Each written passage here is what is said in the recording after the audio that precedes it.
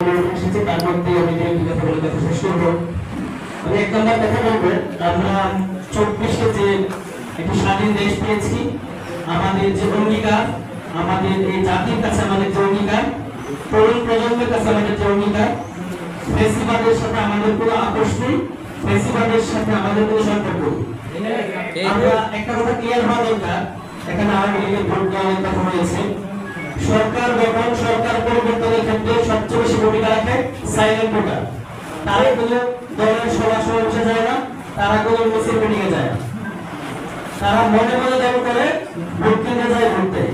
ওই ভোটারগুলো আমাদের দরকার। যারা চিহ্নিত পেশাগত দোষক, তাদেরকে আমরা কখনো প্রশ্ন করব না। এক নম্বর কথা।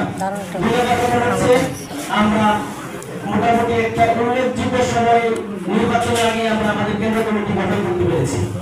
কেন্দ্র কমিটির মূল কাজটা হল কেন্দ্র কমিটি গঠন করার পরপরই আমাদের এলাকায় মহল্লায় আমরা গণসংযোগ শুরু করব। তো যেহেতু এখনো নির্বাচনী তফসিল ঘোষণা হয় নাই, আমরা সেই কাজটা হয়তো করতে পারবো না, কিন্তু আমাদের সদস্যদের পর্যায়ে দায়িত্ব দেওয়া হয়েছে, কিছু কাজ আছে।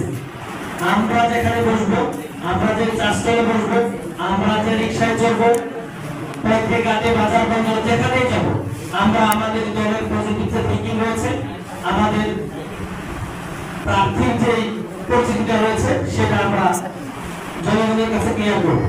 আমরা ভারী পাল্লা মার্কায় ভোট চাবো।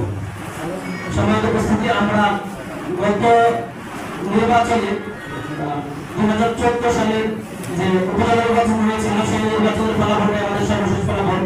আমরা এই কেন্দ্রে এখানে আমাদের অর্ধেকের বেশি হিন্দু ভোটার ছিল, তারপরে আমরা এই কেন্দ্রে সম্ভবত 79 ভোটের ব্যবধানে আমরা দ্বিতীয় হয়েছিলাম।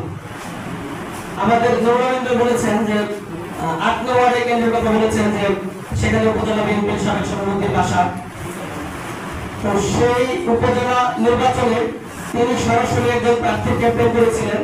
সেই কেন্দ্রে আমরা আমাদের নিকটতম প্রতিদ্বন্দ্বীর ডাবল ভোট পেয়েছিলাম এবং ওই উপজেলা সভাপতি যার ক্যাম্পেইন করেছিলেন তিনি তৃতীয় হয়েছিলেন আমার বাড়ির কেন্দ্রে।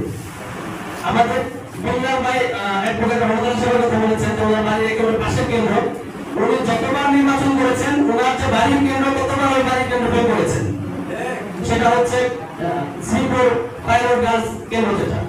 তো এইগুলো আমাদের হতাশার কোনো কারণ নেই। আমাদের যে মাঠে ময়দানের যে সারাগুলো আমরা পাচ্ছি সেগুলো ধরে রাখতে হবে। সবচেয়ে বড় বিষয়টা হচ্ছে আপনাদের আমাদের এই অগ্রযাত্রার পথে সবচেয়ে বেশি যে জিনিসটা আমাদেরকে কাজ করতে হবে সেটা হচ্ছে ধৈর্য।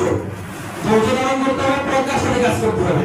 আপনার পায়ে পাড়া দিয়ে জায়গা করতে আসবে, বিচক্ষণের সাথে কাজ করতে হবে এবং আবেগের বশবর্তী হয়ে কোনো কাজ করা যাবে না।